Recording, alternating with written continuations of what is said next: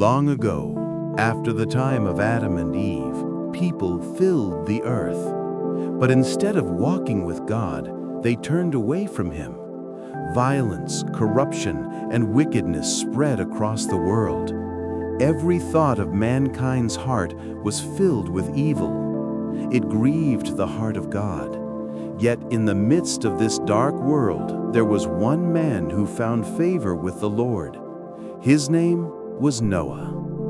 Noah was a righteous man, blameless among the people of his time. He walked faithfully with God, and because of Noah's faith, God chose him for a special mission, a mission that would save not only his family, but also the future of all creation. God spoke to Noah, "The end of all flesh is come before me, for the earth is filled with violence because of them.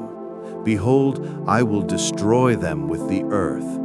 But make yourself an ark of gopher wood. Build it with rooms, seal it with pitch inside and out.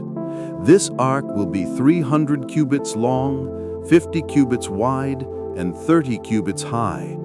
Bring into it 2 of every kind of living creature, male and its mate, and 1 pair of every kind of unclean animal, to keep their kind alive." Noah obeyed.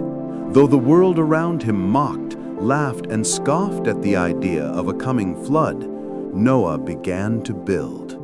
For years, plank by plank, beam by beam, the great ark took shape.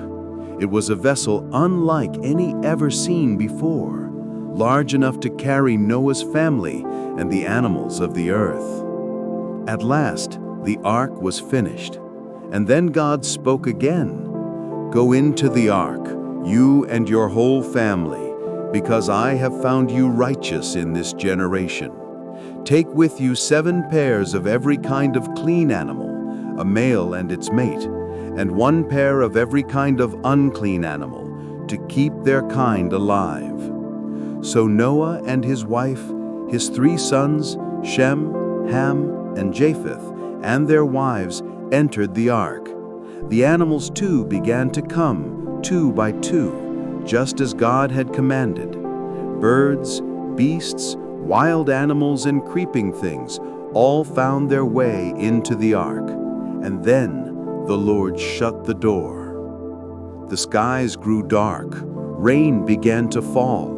Gentle drops turned into torrents, and the heavens opened. From below, fountains of the deep burst forth. For 40 days and 40 nights the rain poured without stopping. The waters rose higher and higher, lifting the ark and carrying it safely above the waves. Outside, the world was covered. Mountains disappeared beneath the floodwaters.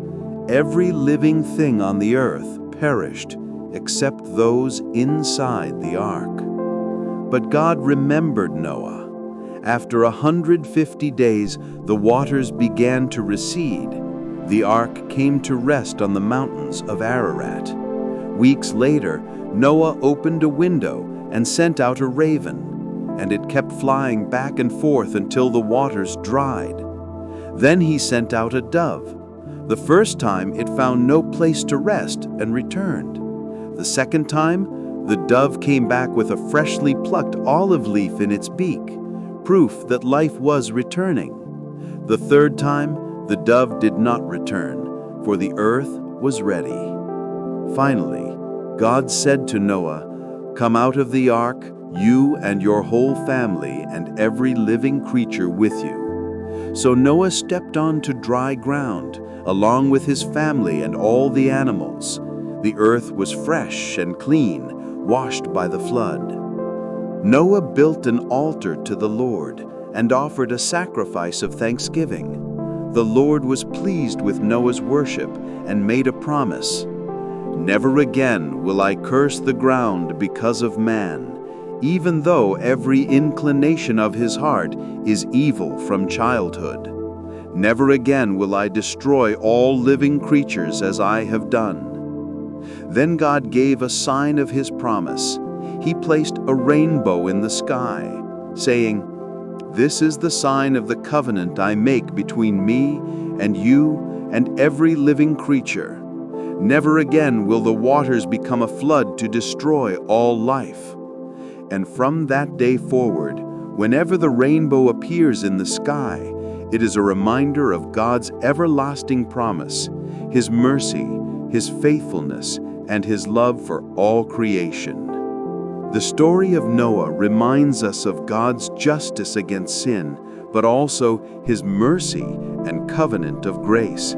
Just as Noah was saved by obeying God's word, we too are invited to walk in faith and trust the one who saves.